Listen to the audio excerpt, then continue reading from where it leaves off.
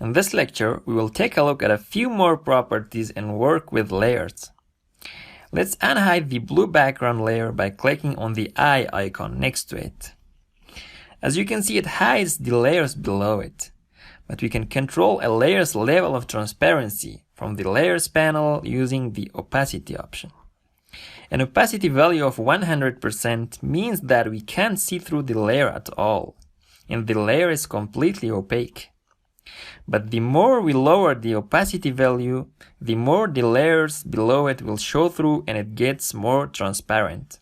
So if I lower the opacity value to 50%, you can see we have a half transparent blue background. And if I drop down the opacity value all the way to 0%, you can see we get a completely transparent layer and we can see the layers below it. Now let's change the opacity value back to 100% and make the layer completely opaque once again. But this time I want the blue background to appear only inside the text layer. So to do that, right click on the layer and choose Create Clipping Mask. And that will clip the blue background inside the layer below it, which is the text layer. As you can see, we have the blue background clipped inside the text layer.